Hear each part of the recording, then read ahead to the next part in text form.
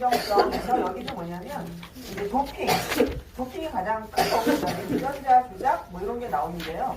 도핑이 가장 큽니다. 도핑. 경기를 향상하려면 아무래도 그죠? 나의 신체 단련만을 통해서 안 되고 뭔가 보조적인 도움을 받는 거예요. 가장 큰 게 뭐예요? 약물 도움을 받는 게 가장 크죠. 근데 도핑의 종류가 여기 나가 있죠. 옆에 왼쪽에 뭐뭐 있어요? 약물, 브레인 도핑, 유전자 도핑이 있습니다. 가장 많이 하는 게 약물 도핑입니다. 그래서 그 약물은 뭐를 보시냐면 밑에 점프업 위에 보세요. 점프업 위에 보시면 약물 도핑 나와 있죠. 금지 약물입니다. 그게. 이뇨제, 베타2 작용제, 동화 작용제 이런 것들이 주로 약물 도피에 들어가는 겁니다. 그래서 스포츠 수행 능력을 향상시킬 목적으로 선수가 동물에게 약물을 투여하는 행위인데 이뇨제는 뭐예요? 이뇨제는 체중 조절할 수 있는 거죠. 쓰는구나.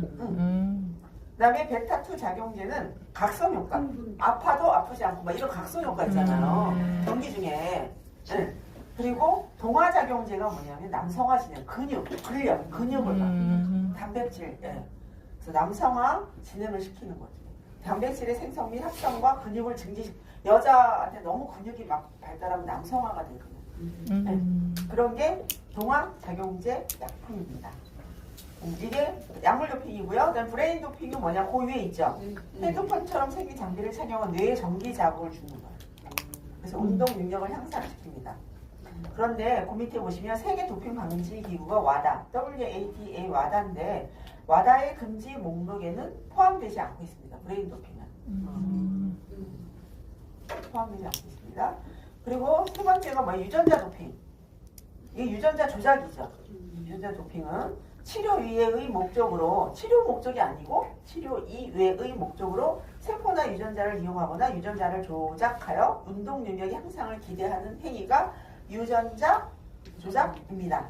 그래서 이거는 어떤 종목에 많이 쓰냐면 지구력 종목에 많이 써요. 뭔가 길게 해야 되는 지구력 종목. 마라톤. 그렇죠. 그런 것들이죠. 유전자 종목.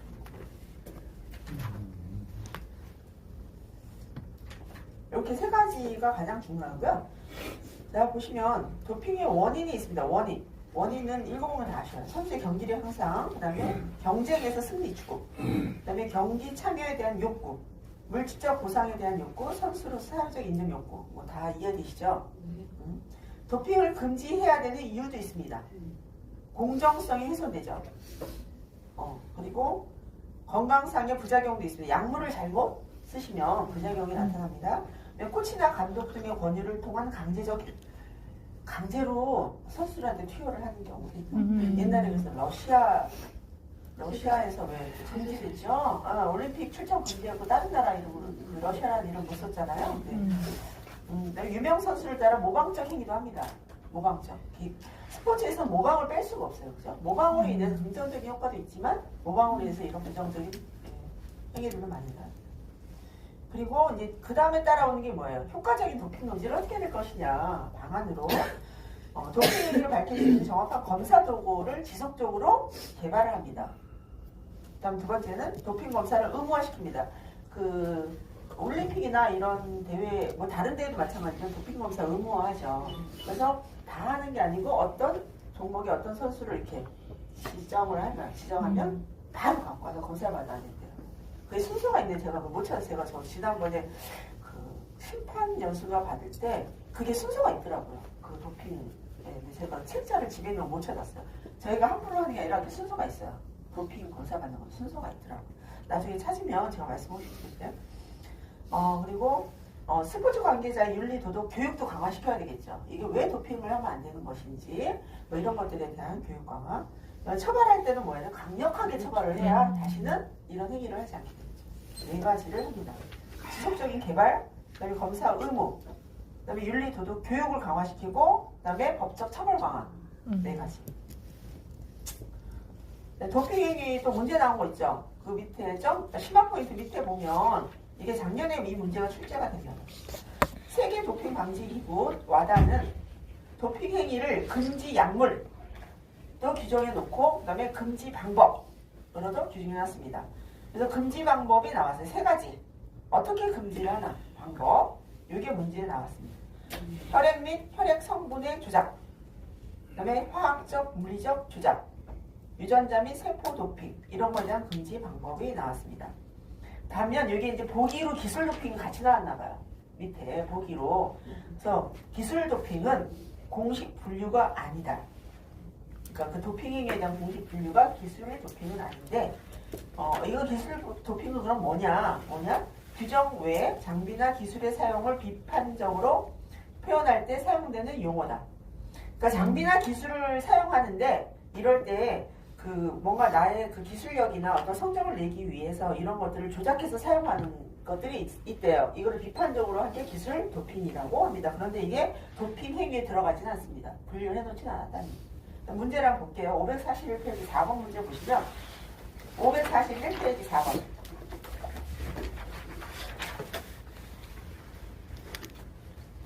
아니 544번이 아니네요. 잠깐만요. 540? 아니 5번? 둘다가 잘못 찾았나요? 이게 아니고 5번 5번입니다. 5번을 제가 4번으로 졸았네요. 5번 5번 보시면 세계 도핑 방지기구가 정한 금지 방법 분류 목록에 해당하지 않는 것은 기술 도핑, 화학적 물리적 조작, 유전자 및 세포 도핑, 혈액 및 혈액 성분의 조작, 기술 도핑이 안 들어간다고. 기술 도핑. 네. 그 다음에 넘어갈게요. 넘어가면 선수와 책임의 5번 볼게요. 5번 선수의 책임과 역할이 있습니다. 역할. 이게 뭐냐면 내가 도핑 에 대해서 규제를 하는데 선수는 어떻게 역할을 해야 되냐. 치료 채취가 언제든지 가능하도록 해야 됩니다. 아까 말씀드렸죠. 어느 동네에 어느 선으로 와서 도핑 검사 받으세요 하면 언제든지 가서 본인이 거기 응해야 돼요. 그리고 반드시 그 이전에 내가 어떤 대회에 출전하기 전에 몸이 좀 안 좋아요. 가서 처방을 받을 수 있죠. 그러나 이럴 때 그 의료진에게 나는 어떤 선수이기 때문에 그걸 잘 고려해서 약을 처방해 주십시오. 약물 도핑에 해당되지 않는 약을 처방해 달라고 해야 되는 거예요. 그래서 왜 도핑에 걸리고 난 다음에 저는 몸살 감기라서 뭐를 먹었을 뿐입니다라고 얘기하잖아요. 거기에 약성분이 들어가 있다는 얘기죠. 그러니까 그걸 잘 분류해서 먹으라는 얘기예요. 그리고 도핑 방지 규정 위반의 내용을 명심해야 된다. 알고 해라, 선수라면. 그리고 도핑 방지 그게 협력해야 됩니다. 자기가 어떠한 그 도핑 약물이 만약에 발견이 됐으면 끝까지 이렇게 아니라고 하지 않고 협력을 해요. 그 사람이 주사하는 거예요. 의료진이 처방한 약물에 주의를 해야 됩니다. 항상 주의하고 약 처방에 대한 책임을 준수해야 돼요. 자기가 먹었다면 인정 이런 걸 해야 됩니다. 선수의 도핑 후 제재입니다. 선수가 도핑에 걸렸어요. 그럼 어떤 제재가 있느냐? 일반 경기에서의 반칙 행위보다 훨씬 엄격합니다. 훨씬 엄격하고 그 다음에 대회 출전 여부와 관계시 모든 선수는 일정 기간 자격이 정지됩니다. 그리고 해당 경기와 관련된 메달 이런 건 다 몰수. 굉장히 강력하죠. 강력해요. 몰수. 제재를 받은 선수의 실명은 1년 이상 기간 동안 웹페이지에 게시됩니다. 굉장히 최대. 이 아까 언어폭력, 무슨 폭력 이런 것보다 훨씬 더 강력한 규제가 있습니다. 그런데 치료 사용 목적으로 얘를 사용할 수도 있잖아요. 그죠? 네, 이럴 때는 한국도핑방지위원회에 면책을 해달라고 이렇게 본인들이 요청할 수 있어요. 보면 선수가 금지 약물 또는 금지 방법 목록에 포함된 약물이나 방법을 치료 목적으로 사용 허가 위해서 사전에 신청하시면 돼요. 금지 약물인데 저는 이러이러한 질병이 선천적 질병이 있어서 이 약물을 섭취하지 않으면 유지가 안 되는 것들이 있잖아요. 그럴 때 면책을 해주십시오. 꼭 필요한 거기 때문에 이런 것들 사전에 신청을 하라는 거예요. 사전에. 네, 보면은 치료 목적 사용의 면책 기준이 있죠. 어떠할 때는 이런 승인을 내주는 기준. 선수의 급성 또는 만성의 의료적 상태를 치료하는 과정이 있다면, 그리고 이거를 사용하지 않을 경우에 선수가 건강상 심각한 손상을 입을 것으로 예상되면 허가를 준다는 거예요. 다음 쭉 읽어보십시오. 네. 읽어보시면 다 이해가 될 것 같아요. 넘어갑니다. 네. 철회 기준도 읽어보세요. 철회 기준. 어떠할 때 철회 해줬어. 그래 먹어. 가능합니다. 이렇게 면책을 허용을 해줬는데 철회를 해요. 도핑 방지위원회 철회. 왜 철회를 할까? 한번 읽어보세요. 용량을 너무 지나치게 먹었어요. 허용된 용량이 있잖아요. 10g만 뭐 이렇게 처방이 되는 용량인데 그걸 넘어서서 먹었다. 그럼 얘가 내가 치료 목적이 아니고 뭐예요? 치료 목적이 아니고 뭔가 더 다른 그 승리에 뭐 이런 거 있죠? 경기 지장을 주는, 경기에 도움이 되는 그런 뭐 어떻게 만료된 경우 뭐 이런 것들이 있습니다. 유전자 조작은 중요하지 않아요. 근데 읽어보세요. 유전자 조작은 아까 말씀드린 지구력 종목에서 그냥 넘어갑니다. 그리고 이제 맨 마지막에 기술 도핑입니다. 용기구와 생체공학 기술 활용은 기술 도핑이라고 합니다. 기술 도핑. 이게.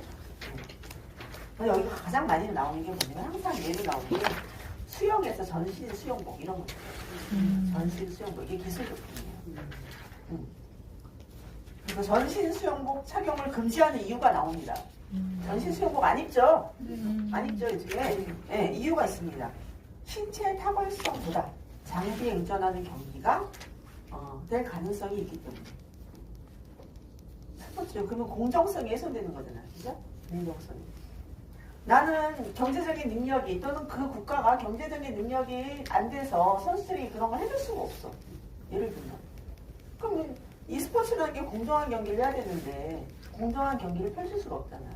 강대국들은 막 너무 막 선수단 옷을 막 그렇게 좋은 경기력 향상되게 물복들을 해줘요. 경기 옷을.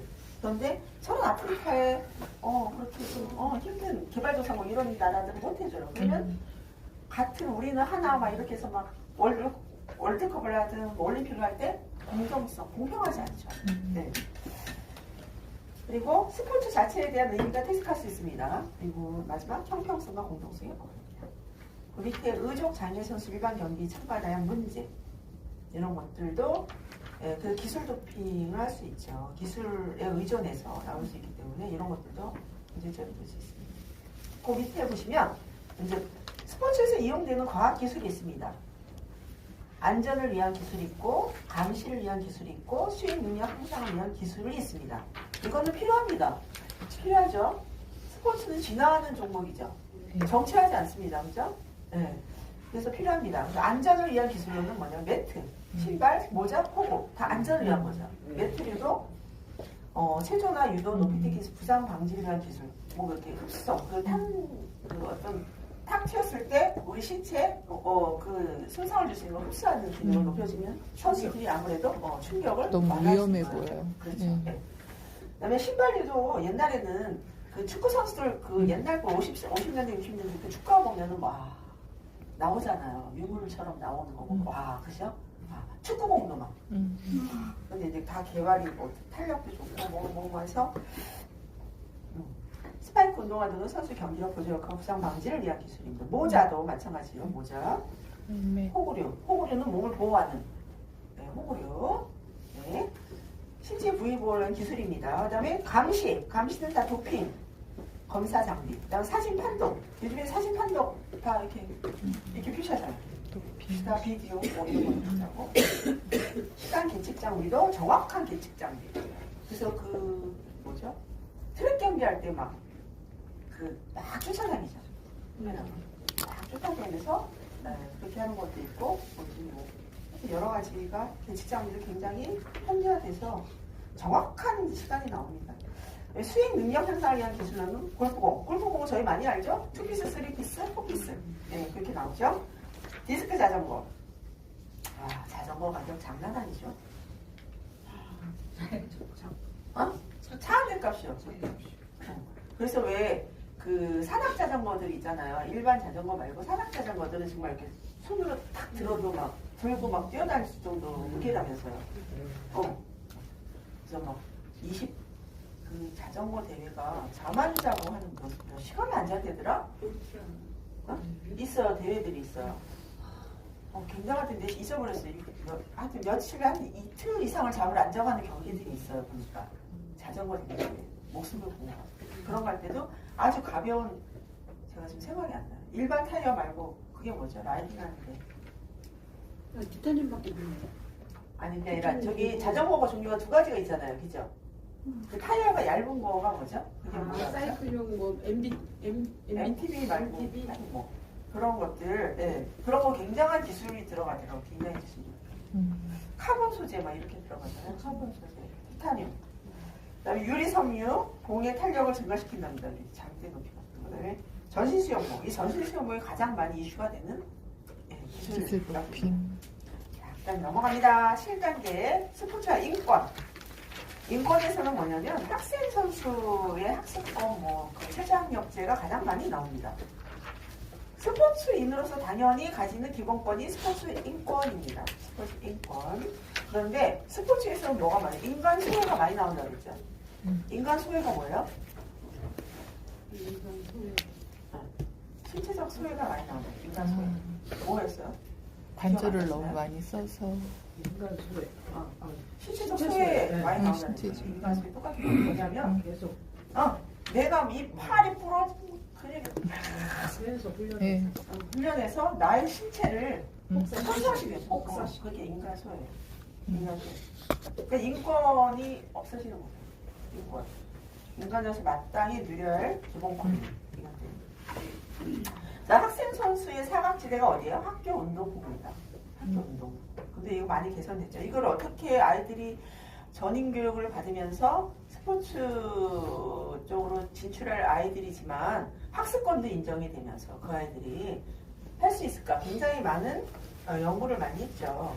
그래서 어떤 것들이 있느냐면 뭐가 있어요? 최저학력제를 했죠. 최저학력제. 그죠? 예. 최저학력제. 예전에 그 스포츠 하는 아이들은 운동부 아이들은 수업에 안 들어왔잖아요. 근데 이전에 오전 수업 정도 받아야 돼요. 수업 시간, 일정 시간을 채워야 되고 최저학력제 지난번에 말씀드렸어요. 그죠? 예. 초등학교, 중학교, 고등학교가 맞춰야 될 최저학력 수준이 있어요. 뒤로 딱 넘기시면 학생 선수 최저학력제가 딱 나와요. 거기 읽어보시면 초등학교 4학년부터 고등학교 고등학교 3년 몇 년? 10년 동안, 그죠? 10년 동안은 이 최저학력제 적용을 받아요. 그래서 5개 교과목에 대한 최저학력제 적용을 받아요. 뭐라고 돼 있어요? 최저학력의 기준이 나와 있어요. 교과별 평균 성적의 몇 프로는 받아라? 고등학교는 얘는 50%는 충족을 해라. 충족시켜라. 얘는 중학교는 고등학교는 최저 평균 아니야. 평균. 그죠? 고학년의 평균 성적이 50%는 해라. 왜냐? 왜 이걸 왜 시킬까요? 이유를 책 보기 전에 생각 왜 시킬까요? 왜? 이 아이들이 운동선수 아이들이잖아요. 그죠? 운동부에 있는 아이들이 만약에 100명이 처음이 됐다. 초등학교 아이들이 100명이 도전을 했어. 그러면 이 아이들이 고등학교, 대학교 또는 프로팀, 실업팀 갈 때까지 100명이 쭉 갈까요? 이 아이들이 처음에는 호기롭게 엄마 손에 끌려왔든 내가 어느 누구를 보고 나의 영웅 나도 저 사람처럼 될래 시작했어요. 내가 선수가 되래요. 스포츠 선수. 얘네들 100명이 다 여기로 넘어갈까요? 못 넘어가잖아요. 그죠? 여기서 추려지고 여기서 추려지고 해서 여기 가는 아이들은 10명도 안 될 거란 말이에요. 10명도. 그럼 이 아이들이 100명에서 예를 들면 70명으로 추려서 이 30명은 어떻게 할 거야? 공부해야지. 이 아이들은 공부도 안 했지. 그렇다고 뛰어난 기량이 있는 것도 아니고 그럼 어떻게? 얘네들 여기가 다 찌질이 이렇게 되는 거야. 그래서 이런 걸 좀 예방해주기 위해서 최저학력 정도를 해놓으면 그 다음 단계에서 스포츠가 아니고 일반 과정으로 들어가더라도 뭔가 아이들이 적응할 수 있는 그걸 하실 수 있잖아요. 그죠? 네. 그게 한 원인이죠.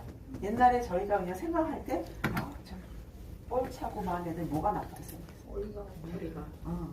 쟤네들은 머리가 나빠라고 그냥 저희는 그렇게 배웠고 막 얘기해 들어. 그렇지 않잖아요. 저희가 이제 스포츠계에 들어와 보니 아니요. 머리도 있어야 돼. 그죠? 그다음에 인간관계도 좋아야 돼. 시민점이 다 들어가요. 시민점까지 얘기 들었어요? 얘기 들었어요 지금? 이러고 떨어져. 뭐가 다 들어가야 되는데요? 시민점. 네. 똑 떨어져. 도덕적인 개념 있어야 되죠. 인지 능력도 좋아야 되지. 얼굴 빨개졌어. 안 떨어져. 절대 못 떨어져. 아니, 뭐가 있어요? 능력도 있어야 돼. 실질적인 진짜 능력. 잘했네. 세 가지를 다 갖춰야 정말 영웅이 하나 나올까 말까. 말 안 할래. 아니 맞잖아요. 그렇잖아요. 이제 와서 보니 그 정말 스포츠계 우뚝 선 아이들은 물론 나중에 퇴출을 이게 안 좋아서 퇴출된 애들도 있지만 네, 이게 다 뛰어난 아이들이 그만큼 그 자리에 갔구나라는 게 이제 보이죠. 저희 때는 정말 쟤 나가야 머리 나빠 막 이랬잖아요. 근데 머리 나빠서 스포츠를 할 수가 없어. 특히 팀 경기는 머리 나쁘면 할 수가 없어요. 네. 그렇기 때문에 이 아이들을 이 도태되는 아이들을 어떻게 할 것이냐. 도태되는 아이들을 그래서 최저학력제 학습권 보장해야 된다. 또 여기서 뭐가 나와요? 주말리그제. 주중에는 얘네들을 운동을 뛰지 말니까 경기 나간다고 뭐 이것도 집어치우고 저것도 선생님 저 나가면서 즐겨 다 웃어. 선생님 어떻게 해요? 나가야 돼. 지루해서 웃으면서 막 공부하기 싫으니까. 근데 최저학력제 플러스 뭐가 있느냐? 주말리그제를 운영을 해요. 주말리그제. 주말리그. 이거 아이들이에요, 아이들. 초중고생. 그래서 주말리그제를 운영합니다. 왜냐하면 주중에는 하지 말아라. 학교와 학교 간의 경기 뭐 이런 거 하지 말고 주말을 이용해서 경기를 해라. 주말리그제. 그 옆에 나오죠, 밑에. 주말리그. 그래서 주말리그제가 나오는 거예요.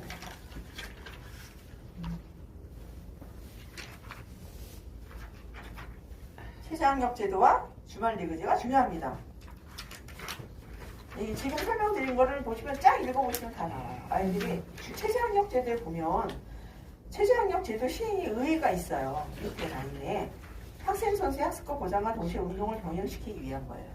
운동과 학습을 병행시키기 위해서. 그리고 학생 선수들에게 다양한 진로를 선택할 수 있는 기회를 부여하는 거예요. 내가 뭘 머리에 든 게 있어야 다른 걸 생각해보지.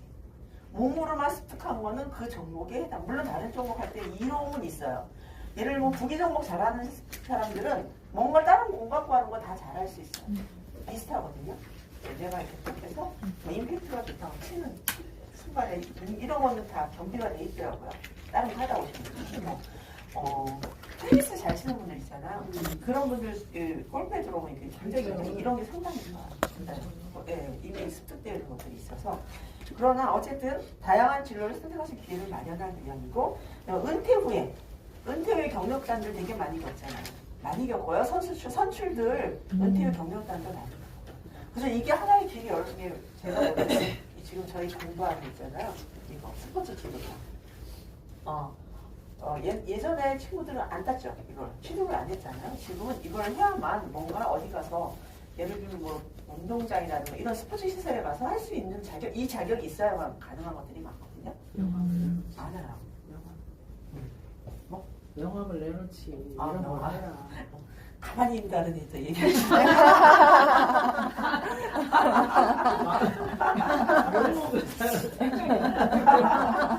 죄송합니다. 아니 진짜 이런 거 해야 돼요. 그래서 그 야구 프로야구 출신들도 지도자 하려면 자기 그 심판 자격증 따로 따야 되더라고요. 그런 거 했다고 해서 주어지지는 않더라고요. 네.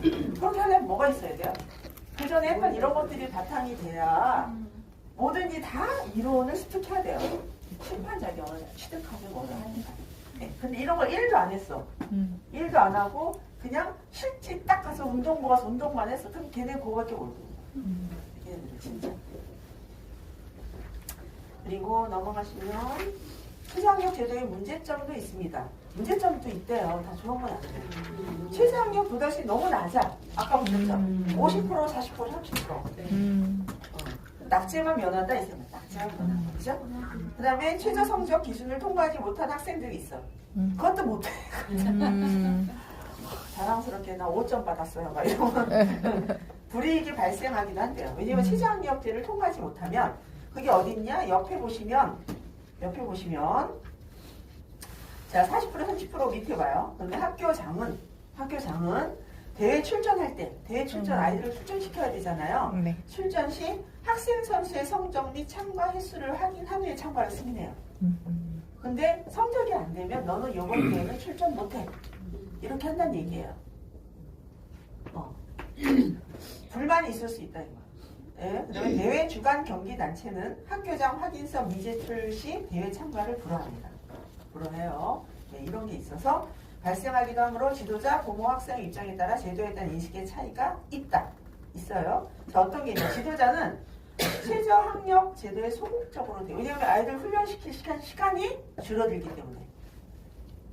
그리고 학부모는 최저 학력 제도에 부정적인 인식이 있어요. 왜냐하면 국영수, 영수는 따로 막 과외를 붙여야 돼. 아이들한테. 그 공교 그 시간에 그거 들어가서 아이들이 그 나머지 아이들을 못 따라가. 나머지 아이들은 다 뭐를 하고 있어요? 사교육 받고 있어요. 얘들은 못 따라갈 수 있어요.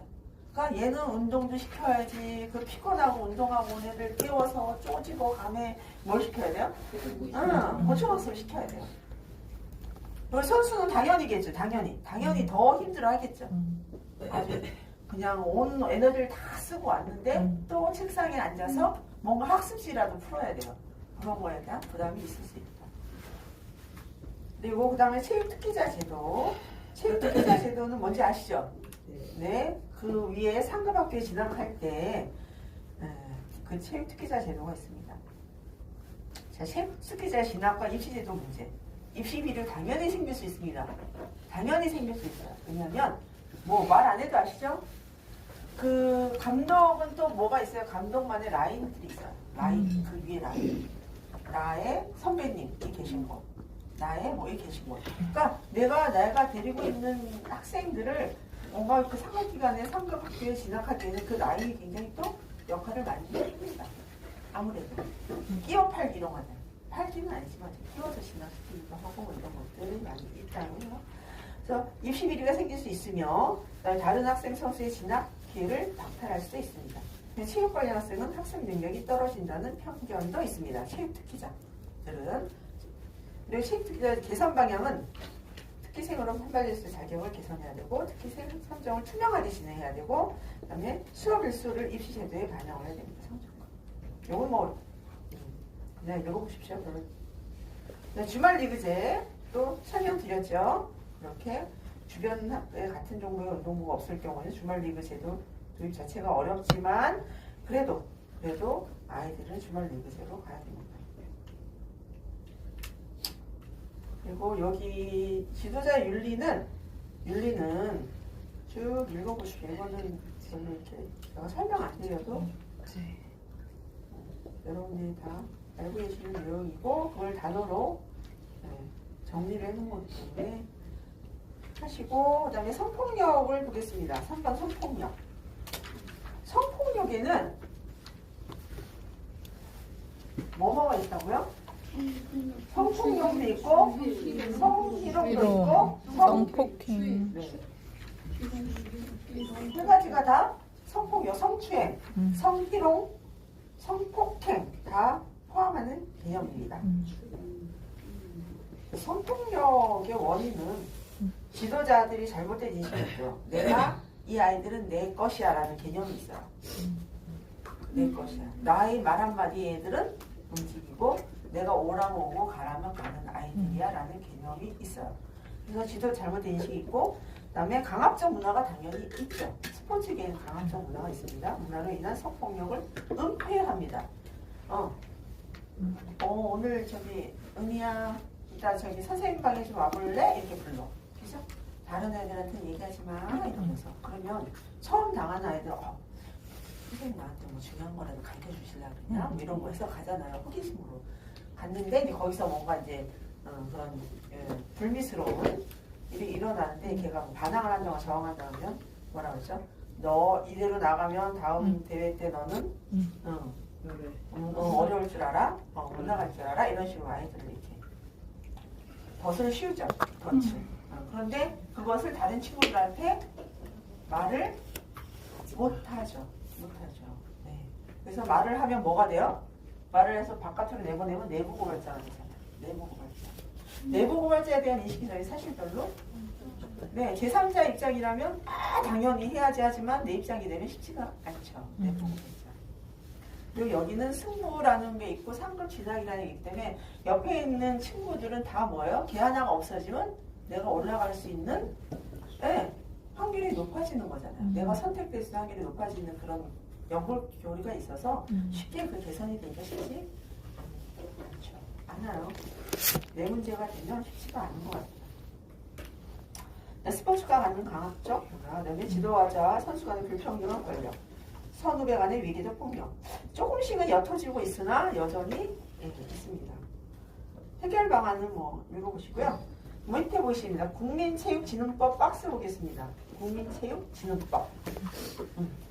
국민체육진흥법에는 뭐가 있냐면 스포츠윤리센터라는 게 있습니다. 스포츠윤리센터. 네.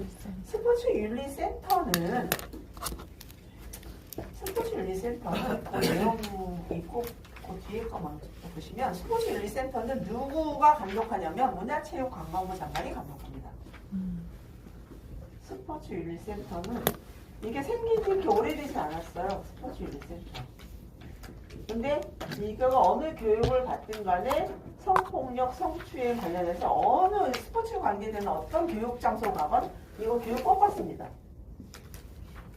약물 중독 저희가 이제 나중에 이쪽으로 하셔서 지도자 또는 심판 이런 거 등록하는 게 있어요. 사이트 체크 이런 사이트에 등록을 해야 돼요. 심판으로 이제 나중에 예능을 활동하시려면 약물 도핑 동영상 교육 꼭 받아야 됩니다. 네, 그거는. 네. 그리고 스포츠 윤리센터의 성추행, 성폭행 이런 것도 교육을 필수적으로 받아야 되는 것들이 있어요. 여기 누가 감독한다면 네 문화체육관광부 말이 너무 길어. 문화체육관광부 장관. 옛날에는 체육부 장관 이렇게 복지부 장관 이랬는데 그때 쉬웠는데 문화체육관광부 장관이 감독을 합니다. 윤리센터. 윤리센터에서 하는 게 많이 나와. 어느 것을 하느냐가 문제로 많이 출제가 됩니다. 그래서 요거를 잘 알아주셔야 돼요. 윤리센터에서 하는 사업을 알아주셔야 됩니다. 사업. 요거는 문제에 많이 나옵니다. 별표를 하시고 보셔야 돼요. 별표를 하시고. 보시면 1, 2, 3, 4, 5, 6, 7, 7가지나 있어요. 7가지. 여기 보시면 그래서 뭐를 하시냐? 각 목에 해당하는 체육계 인권 침해 및 스포츠 비리 등에 대한 신고 접수와 조사를 합니다. 신고 접수와 조사. 그래서 거기에 5가지가 있죠. 인권 침해 및 스포츠 비리 등에 대한 5가지 있는 거예요. 선수에 대한 체육 지도자 등의 성폭력 등 폭력에 관한 사항을 신고가 들어왔다. 그럼 접수하고 조사를 해라. 그 다음에 승부 조작 또는 편파 판정 등 불공정에 관한 사항에 대해서 신고가 들어왔으면 조사해라. 접수를 하고.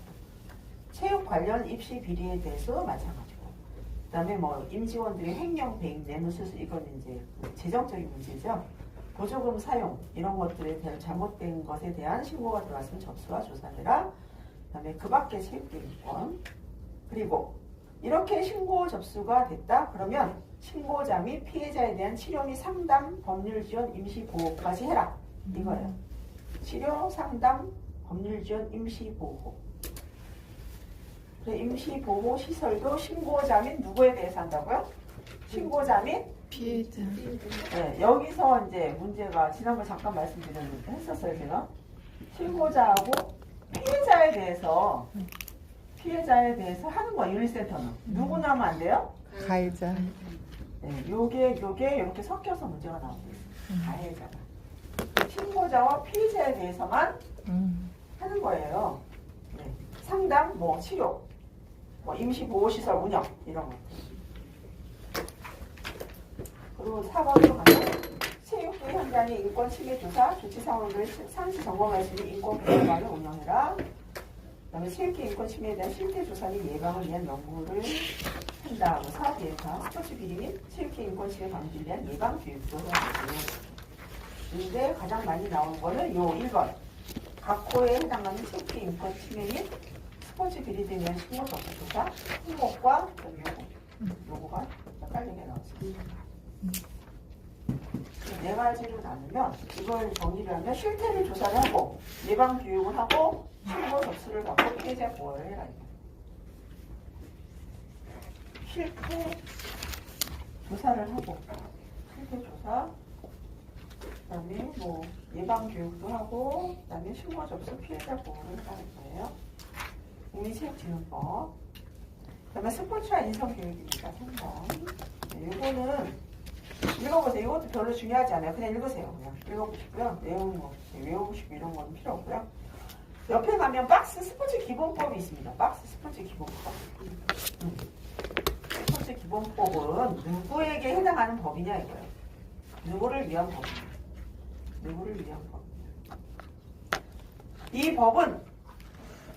이 법은 스포츠에 관한 국민의 권리와 국가 및 지방단체의 책임을 정하고 모든 국민이 해당되는 거예요. 스포츠의 기본권은 모든 국민이에요. 학생, 뭐 이 특정인에 대한 게 아니고 모든 국민에 대한 거예요. 스포츠 정책 이쪽 읽어보세요. 모든 국민이에요. 여기에 주어가는 모든 국민이 대상. 모든 스포츠 쪽 모든 국민.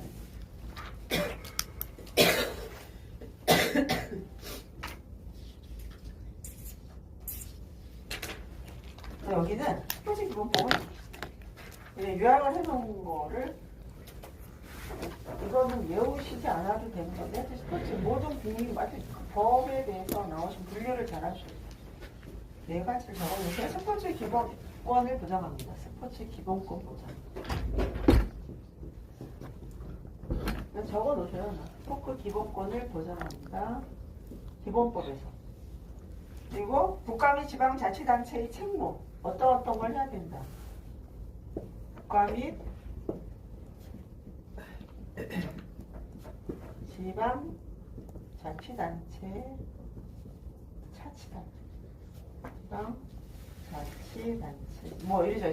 지방자치단체장은 뭐 이렇게 해야 된다. 이런 것들이 나오죠. 지방자치단체의 책임과 의무를 얘기하죠. 책무. 세 번째는요, 스포츠 윤리센터를 설치해요. 스포츠 윤리센터.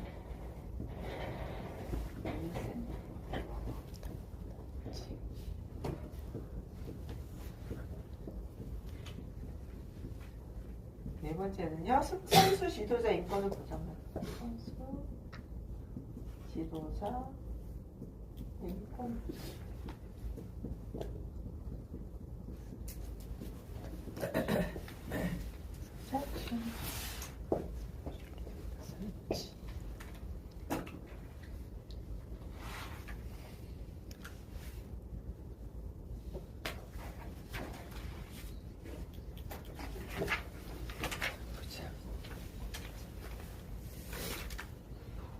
지금 적은 게 스포츠 기본권 보장. 네, 기본권에 있는 그 내용들인데요. 네. 근데 사실은 이거는 그냥 보고 한번 읽어보세요. 그냥.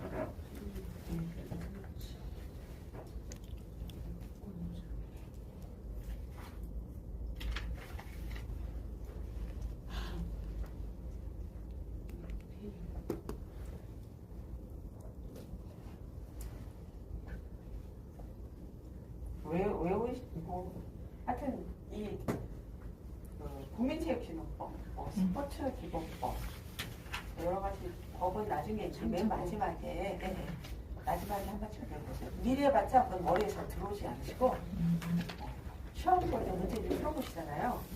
4월달에 이제 문제를 풀어보실 때 하면서 그때는 법은 그때.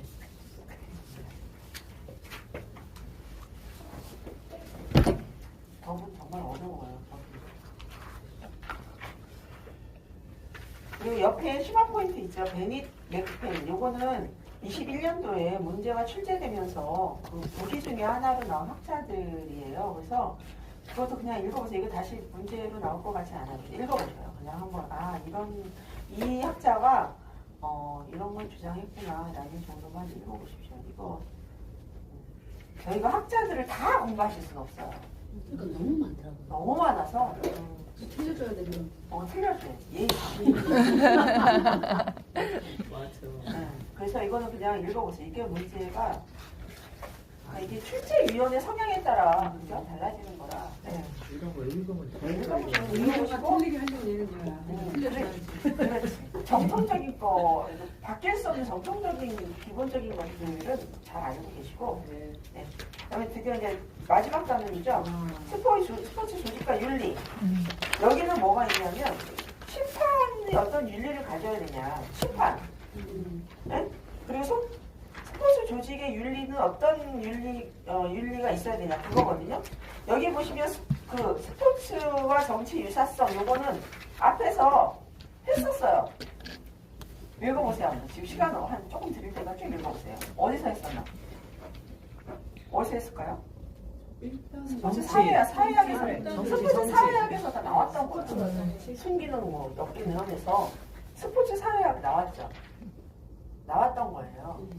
그래서 다시 한번 읽어보시면 이게 그리고 정치가 스포츠에 기입한 이유가 이런 게 있는데 역기능이 있고 순기능이 있었잖아요. 스포츠가 정치에 개입할 때 나타나는 순기능, 역기능. 그다음에 스포츠 사회적 기능, 구조기능주의 막 이런 거 기억나시나요? 구조기능주의가 있어서 사회 통제도 하고 막 이런 거 있었다. 기억 안 나시나요? 과거를 묻지 마세요. 과거를 묻지 마세요. 그러니까 이거를 이렇게 서로 연결해서 보시면, 네, 다 분철에 아까 안 가져오셨죠? 사회학. 갖고 왔어요. 갖고 온 분들은 어디 보시면 19페이지, 제일 앞에 19페이지 보면 스포츠 사회학의 주요 이론 해갖고 뭐 사회적 기능, 순기능, 역기능 나오고 구조기능 이론 뭐 이런 게 좀 나와요. 네. 응? 스포츠 사회학에 갈등 이론, 비판 이론, 상징적 상호작용론. 아시나요? 네. 혹시나 다 요겁니다. 요거랑 연관됩니다. 요거. 응? 스포츠의 사회적 기능에 이런 기능들이 있는데 이런 기능이 좋은 역할을 할 때가 있고 저는 역기능이 올 수 있다 이제 그런 거예요. 그래서 스포츠의 그 옆에 심화 포인트 딱 정리해 놓은 거예요. 스포츠의 정치적 기능의 순기능은 뭐냐면 국민의 화합 증진시켜요. 그죠? 네. 그다음에 국위선양도예요. 스포츠가. 네. 그렇잖아 나가서 대한민국을 올림픽 얼마나 알리니까. 국기선양. 네, 국민의 건강 진단 증진도 시켜주고 행복도 추구해줘요. 네. 여가선용도 하잖아요, 그죠? 그리고 국가 간의 이해와 협력도 합니다.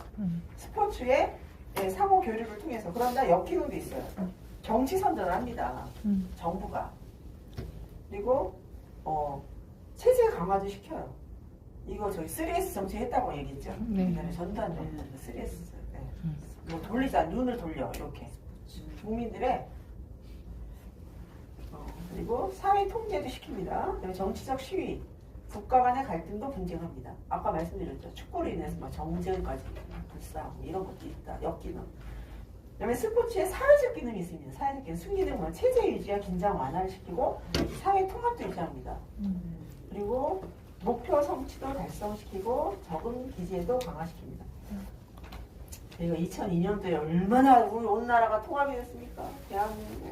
대한민국 짝짝짝짝짝. 진짜 통합됐잖아요 그때. 막 2022 이거 빨간 거 안 입고 다니면 막 난리 날 정도로. 우리는 다 사셨죠? 네. 그쵸. 어린아이부터 부모까지 4개는 기본적으로 다 샀어요 저희가. 그리고 역기능이 있어요. 역기능. 신체적 소외감을 시킨다 그랬잖아요. 그죠? 자기도 모르게 내가 몸이 병드는 걸 몰라요. 자기도 모르게. 그리고 강제적 사회 통제도 하고 상업주의도 증가합니다. 성차별, 인종차별이 있습니다. 이거는 스포츠 사회학에서 공부하시면 요거는 뭐 그냥. 근데 밑에 심판의 윤리가 있어요. 심판 윤리. 심판은 이제 나중에 심판까지 되실 거거든요. 여러분들.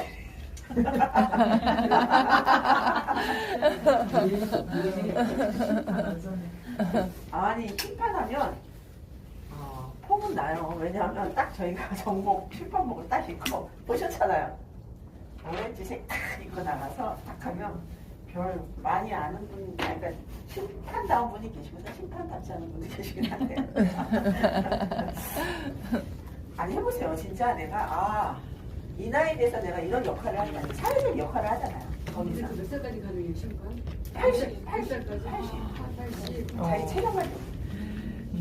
80. 아직 많이 남았네. 아직 많이 남았어요. 하실 수 있어요. 이제 시작이네. 심판을 일리 기준이 뭐냐면 뭐가 있으셔야 돼요? 일단 심판은 공정성. 공정해야 돼요. 공정. 어느 순간이든 내 아이가 나와서 경기를 해도 나는 공정하게 판정해야 돼. 공정성. 그렇잖아요, 그렇죠? 그냥 정말 죽고 못 사는 언니가 나와도 봐주면 안 돼. 한쪽 눈 살짝 감으면 안 돼요. 두 번째는 뭐가 돼요? 청렴해야 돼, 청렴. 청렴. 뭘 받지 말아야 돼요? 현찰.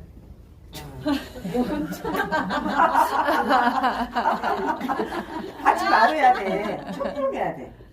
청렴. 그래서 왜냐하면 아까 말씀드렸잖아요. 감독이나 이게 좀 다르거든요. 심판들도 그 심판 수당 이런 게 옛날에는 좀 불규칙 했었대요. 그래서 그것만 받아 생활이 안 되는 거야.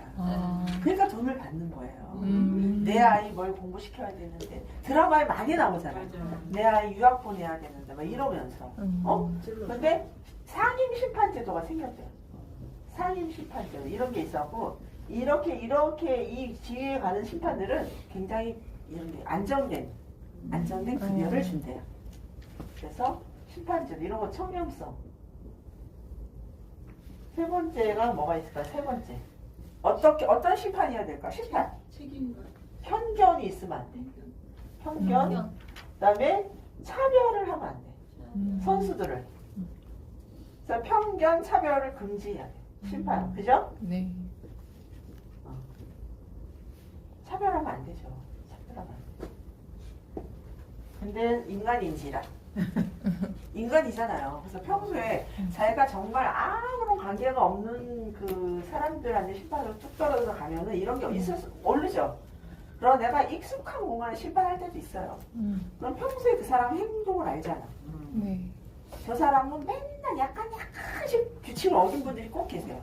약간씩. 그런 사람들 볼 때 뭐가 있어요? 더 뚫어지게 봐요. 화나 안 하나. 다른 사람들 해도 다 봐. 선 넘는 거 아니야?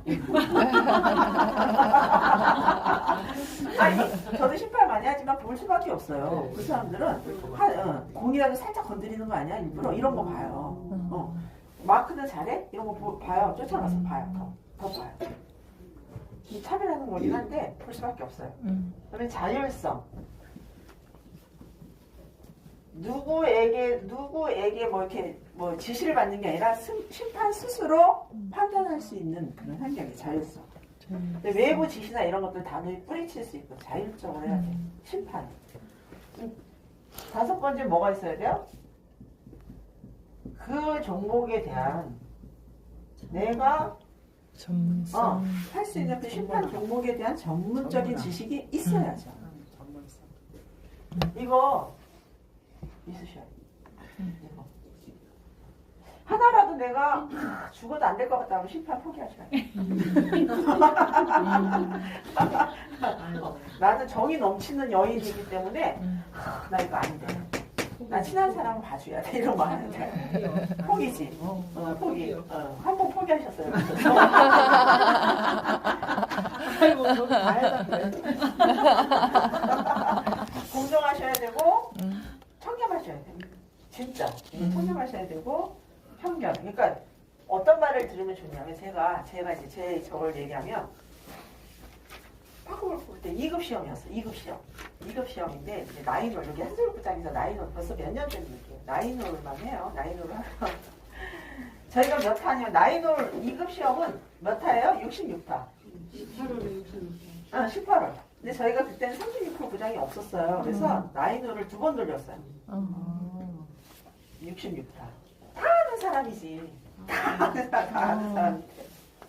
진짜 까딱까딱 하시는 분들이 있어요. 어떻게 응. 근데 꼭 마지막 홀. 얘를 꼭 마지막 홀에 와서 나 이거 안 넣으면 떨어져. 나 이거 안 넣으면 떨어져. 어떻게 그런 언니들이 있어. 어떻게 그래요? 넣는 걸로 해줘. 사타 이런 거.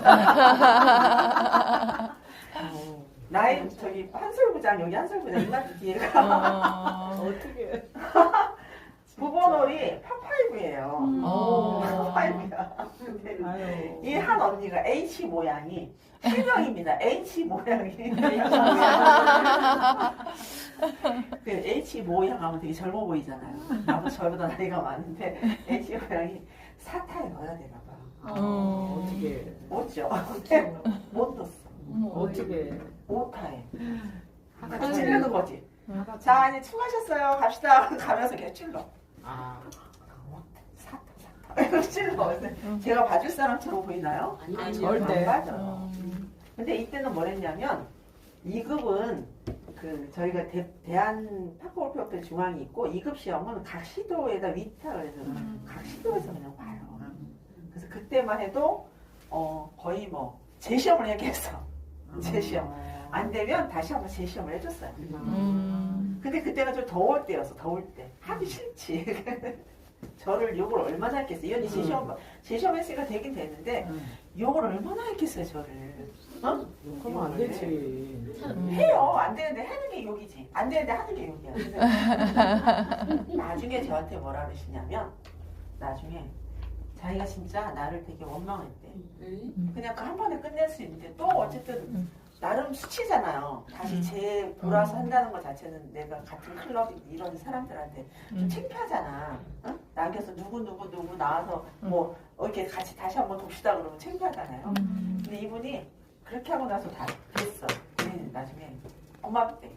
자기는 이때 굉장히 떳떳하게 됐다. 물론 제 시험을 봤지만 자기 스스로 떳떳했다고 굉장히 고마웠대요. 제대로 봐준 거에 대해서. 그러니까 심판이 되시려면 아우 저 사람은 찔러도 피가 안 나와라고 평가를 받으셔야 돼요. 그래야 정확한 심판이에요. 그래서 딱 인식이 되셔야 돼요. 정확한 심판. 근데 이거 안 되는 분들 의외로 많습니다. 특히 파크골프 같은 경우는 의외로 많아. 연세도 있죠. 대부분 다 연세가 있어요. 그래서 웬만하면 아이들이 정말 이거 하나로 진학하고 이런 문제가 아니잖아 저희는. 근데 하여튼 앞으로 지도사가 되시던 심판이 되시던 이거는 굉장히 지도사도 마찬가지예요. 지도사도 이게 다 있으셔야 돼. 그렇잖아요. 저희가 지금 자격증 따는 게 그냥 호기롭게 따시는 건 아니잖아요. 한번 해봐야지. 나중에 지도사 역할할 때 공정하셔야 될 거 아니에요. 내가 누구를 이렇게 앞에서 가르치던 아니 뭐라든 간에 공정하게 가르치셔야 돼. 누구는 막 이쁘니까 막 엉덩이 두드려가면 이렇게 하시면 안 돼. 같이 배우는 입장에서 그러면 안 되거든요. 평등하시면 안 돼. 타수를 심판이 적는 거예요? 타수를 심판이 적어요? 네. 그 기록위원이 따라내미 적죠. 기록위원이. 네. 그리고 이제 전국 대회나 정말 그 대회 같은 경우는 다 심판이 적어요. 심판이 적어요. 그 다음 홀에 넘겨줘. 그 다음 심판. 이렇게 넘겨줘서 하거든요. 이게 다 있으셔야 돼요. 이 전문성이 떨어지는 분들이 많아요. 왜냐면 기억력이 떨어지죠. 아니 진짜 심판 창피하신 분 많아요. 진짜 많아요. 창피하신 분. 전문성 있으셔야 돼요. 그래서 제가 그거를 사실은 시간이 있으면 파크골프 이론도 수업을 해드리고 싶은데 네, 왜냐면 나중에 부설 시험 보셔야 되니까. 한 명이 4명 거를 다 적어요? 그러니까 한 명이 얼마나- 4명 거를 적어요? 그래서 심판은 좀 자율성 가운데 통제할 수 있는 능력이 있으셔야 돼요. 선수를. 말 안 듣는 선수 되게 많아요. 많은데 이렇게 딱 단호하게 얘기하셔야 돼요. 거기 서 계세요. 이렇게 단호하게 얘기해야 돼요. 선수들한테 통제를 해야 되잖아. 내가 맡고 있는 구역 내 통제가 가능하셔야 돼요. 통제가 그래서 안 되면 어떻게? 언어도 굉장히 딱 떨어진 언어 심판처럼 쓰셔야 돼요. 해야겠네. 통제 안 되는 사람도 있잖아. 있어요. 막 하, 그냥 막. 그러니까 어떻게? 제지를 해야 돼, 제지를. 어. 제지를 해야 돼. 근데 단어도 저는 그래서 심판하실 때는 공 치시죠? 공 치십시오. 이렇게 좀 떨어진 말을 해줘야 돼요. 그래야 신뢰성이 생기지 않을까 싶어요. 선수 입장에서도 자 티샷 하십시오. 네, 세컨 하십시오. 몇 타 치셨습니까? 이렇게 얘기를 해야 좀 신뢰가 생긴. 몇 타 쳤어요? 이렇게 심판이 가서 아니 그런 건 진짜 되세요. 4명의 선수를 다 통제하기 쉽지 않아요. 누가 몇 타 쳤는지 다 보기 쉽지 않아요.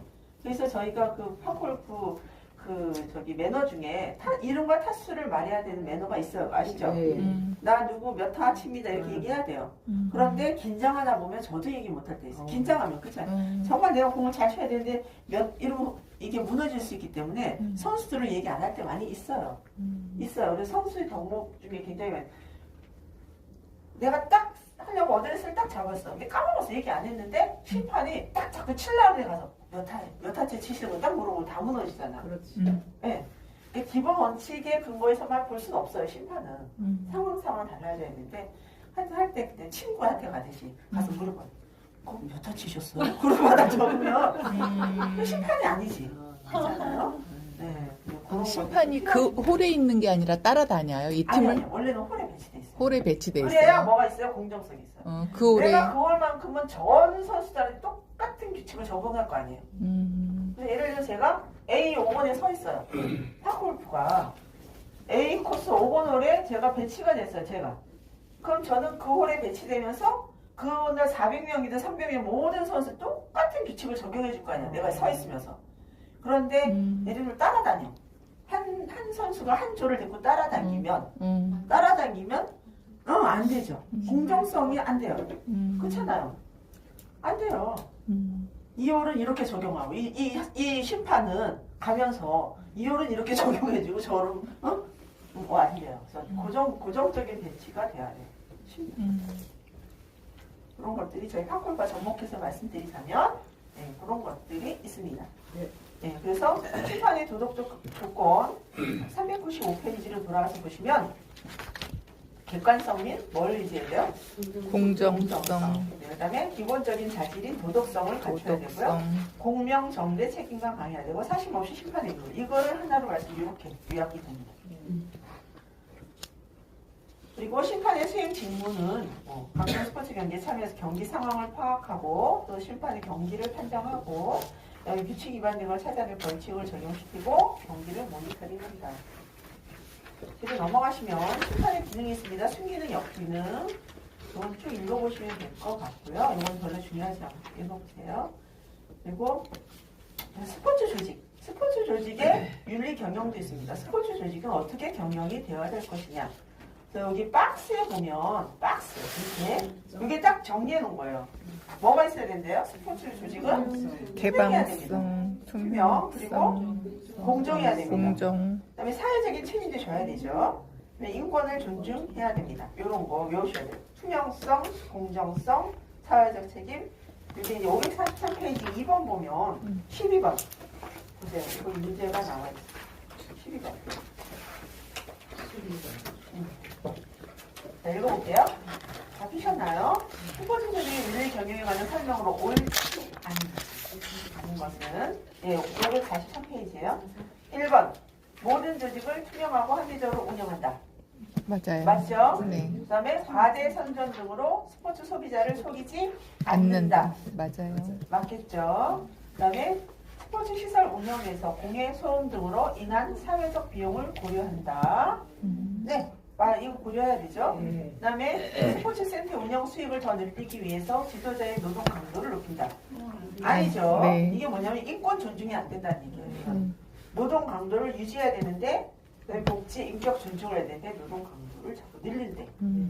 급여는 똑같이 주면서 계속 노동 강도를 늘리면 안 됩니다. 인권 존중 4번이죠. 네. 그 다음에 여기 보면 윤리가 있어요. 스포츠 조직에 불공정 행위와 윤리적 조직 행동이 있어요. 그래서 무슨 윤리가 있느냐? 신정 윤리와 책임 윤리가 있다고 합니다. 신정 윤리는 제가 보기에는 의무로서 윤리예요. 의무로서. 도덕적 신념. 그죠? 응. 결과에 대해 신경 쓰지 않고 과정이 중요하다는 얘기예요. 그죠? 결과는 신경 쓰지 않고 의무로적. 그러면 책임 윤리는 뭘까? 행위의 결과에 대한 책임을 중시합니다. 행위 결과. 그렇죠. 목적론이죠. 행위 결과. 그런데 스포츠는 이 책임 윤리를 더 중요하게 생각한답니다. 책임 윤리. 스포츠 조직 내에서. 특징을 밑에 특징 보면 나와요. 이게 신정 윤리와 책임 윤리의 준칙이 내적으로는 지향되어야 하지만 그렇지 않다면 책임 윤리가 더 중요하게 고려되어야 합니다. 이건 읽어보시고요. 밑에 박스 보면 어디선가 본 듯한 내용들이 많이 나왔죠. 박스 보세요.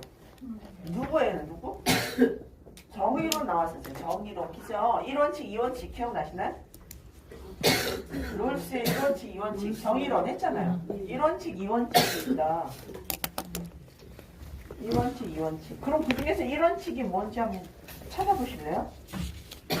평균 1원칙은 뭘까요? 자유 원칙을 넘치 이런 거 아니겠어요?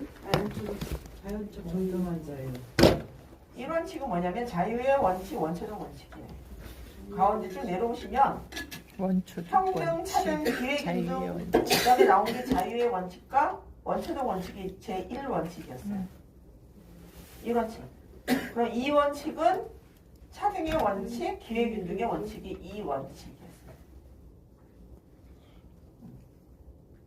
얼마나 중요한 거 봐봐요. 18년도, 19년도, 20, 21, 23, 24, 25 문제가 계속 출제된다는 얘기거든요. 이거는 뭘 해야 되겠다? 외워야 돼. 무조건 외워야 되겠다. 분배적 정의, 절차적 정의 나왔잖아요. 그죠? 분배적 정의, 절차적 정의, 평균적 정의 이런 것들은 무조건 외워주셔야 됩니다.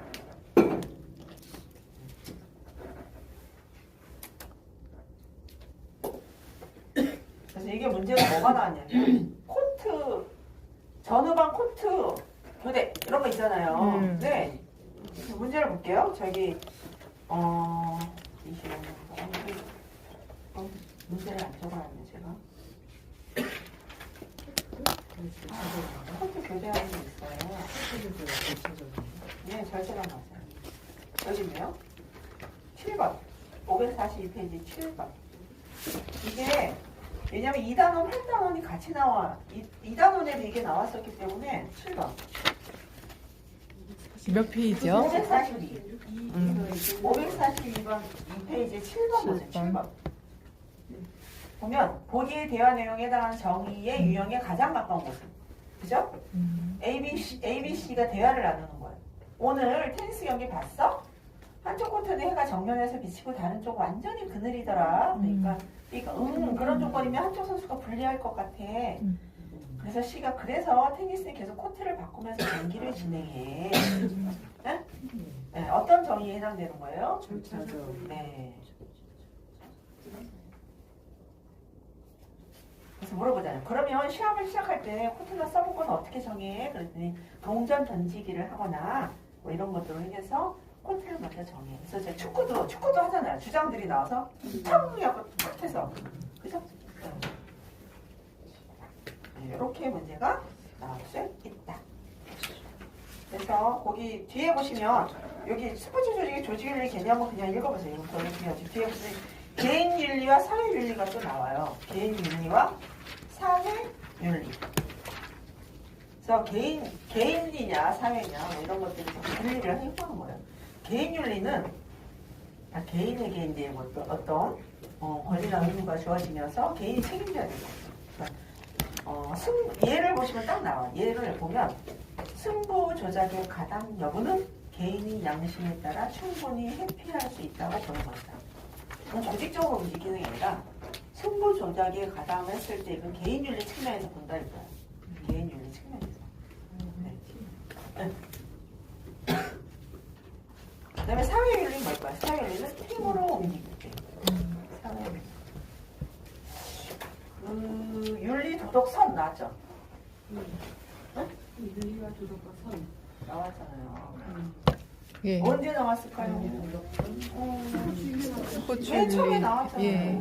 거기 보면은 자 도덕, 윤리, 선. 도덕은 개인적인 거, 네. 윤리는 직업 사회 윤리가 사회적 사회적 직업, 사회 그죠? 직업, 네, 직업이 그거랑 나오고. 거의 여기 비슷한 거예요. 개인 윤리, 사회 윤리 할 때 그런 사회적인 것들은 개인도 물론 뭐 내부적으로 하나의 사회라고 얘기하시면 네. 기본적인 사회는 뭐 조직, 조직. 팀, 공무원. 그렇지 그런 것들을 사회라고 하잖아요. 직업, 네. 그 사회 윤리예요. 네, 윤리적 관점 요거 한번 보세요. 윤리적 관점에서 4개를 해놨어. 마지막입니다 오늘. 윤리적 상대주의, 상대주의. 윤리적 절대주의가 있다. 윤리적 회의주의가 있다, 윤리적 객관주의가 있다. 보면 윤리적 상대주의는 뭐예요? 절대적이 아니고 뭔가 상대에 따라서 윤리가 바뀌는 거예요.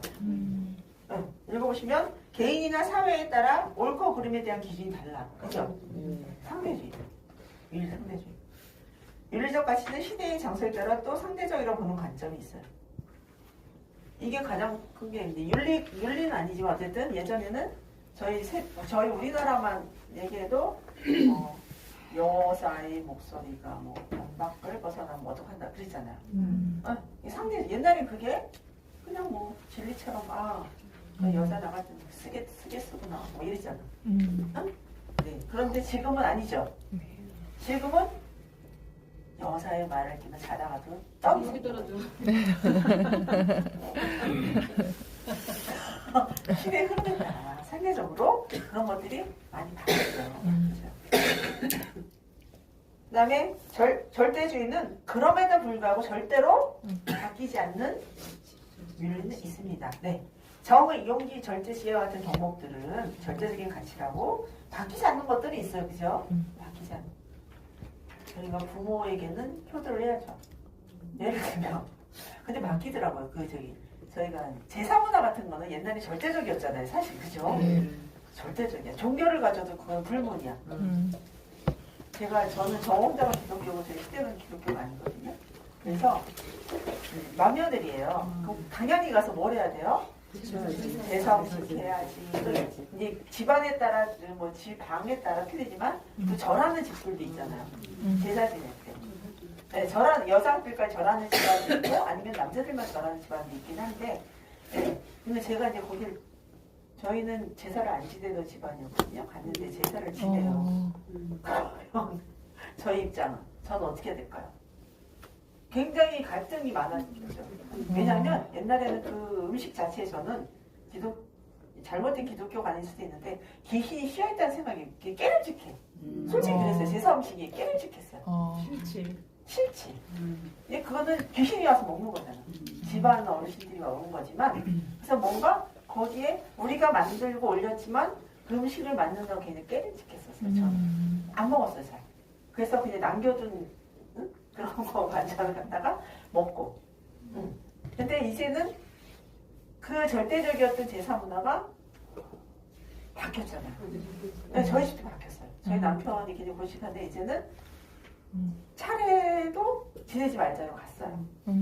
그러나 부모님 제사는 뭐 하루에 합쳐서 1년에 한 번은 하자. 그런데 뭐 구정, 설정, 추석 때 차례하지 말자.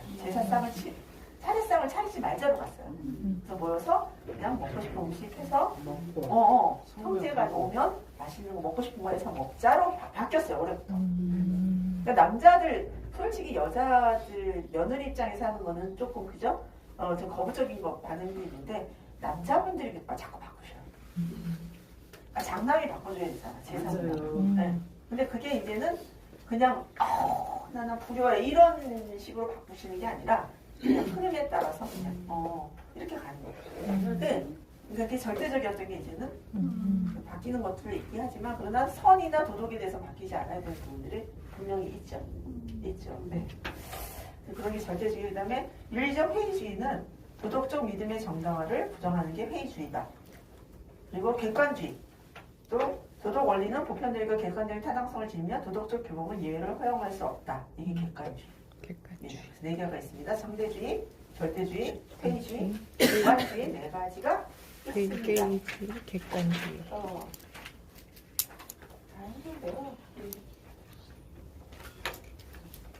객관주의. 네. 다 한 것 같아요.